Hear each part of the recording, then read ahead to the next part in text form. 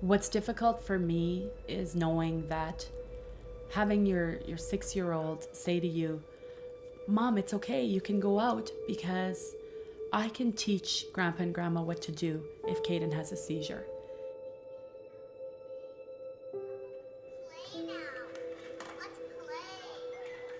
We put the tube in because there's a little hole, like we can't even see it. We put it in, then we put a tube in, like a thing. Then we put the meds in, and then we push, and then it goes down.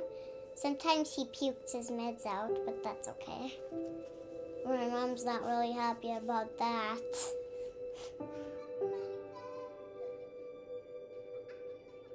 In her 6-year-old little world, it's just real for Eden to run and get me his medication if he's having a seizure.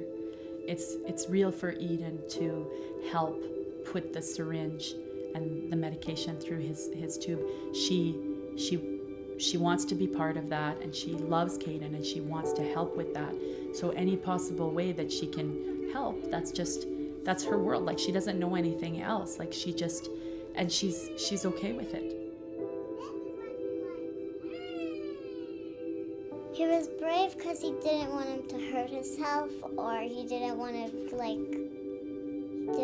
have a needle. So he was brave. He's brave. Even though he's crying a lot, he's still brave.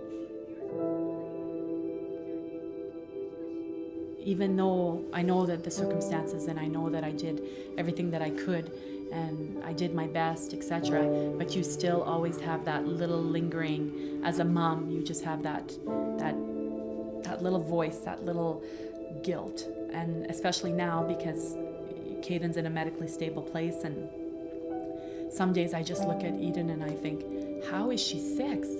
When was she 3?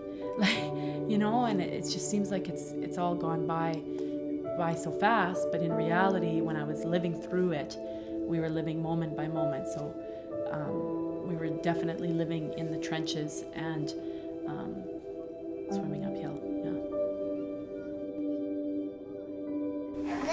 The couch. You need to place the pillows and stuff. So it's hard. With this, the bean bag, it's easier because there's some beans in it, and then when you sit on it, there's a little hole, like a hole there. So then you lay, and then the person's like, Kayden is shaking. Kayden's shaking. She's just the light of our lives, really. Keeps us grounded. He had to see lots of doctors in New York, in California, Denver, and New York and California.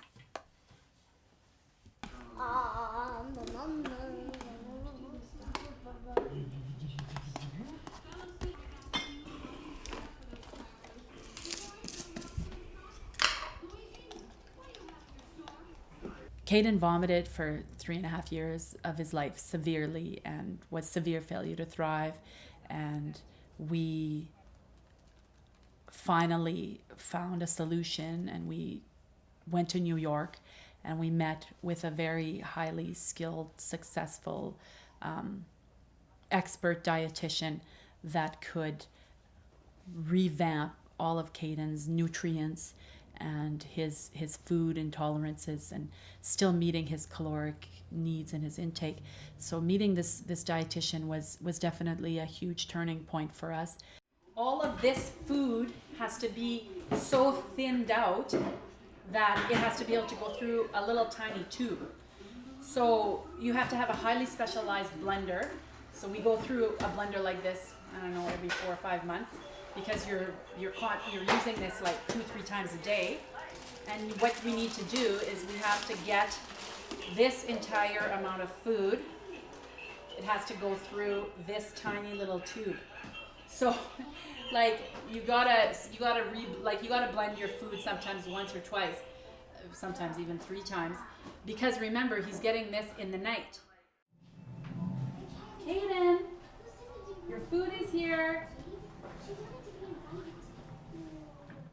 I remember a friend of mine asking, okay, Kayden's 6 months old now. What's he like? What's his personality like?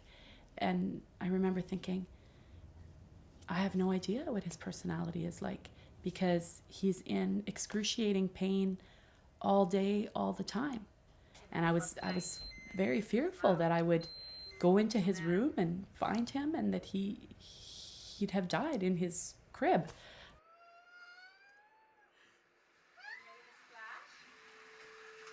When Kayden suffered his brain injury, he was brought to the hospital emergency and presenting symptoms that were not viable to life. Kayden's was left with severe paralysis, and he was unable to move any of his limbs, any of his body. He wasn't even able to smile anymore. I think when we brought Kayden home after his brain injury, and one of the biggest things, for those who know Kayden, he has this great big smile, and that was something I was waiting for him to do when he came home. I knew when he smiled that his life was going to get better, and that was when he smiled the first time. It was probably 2 months after that happened. That's when I knew that Kayden was going to get better. Things are going to get better for him.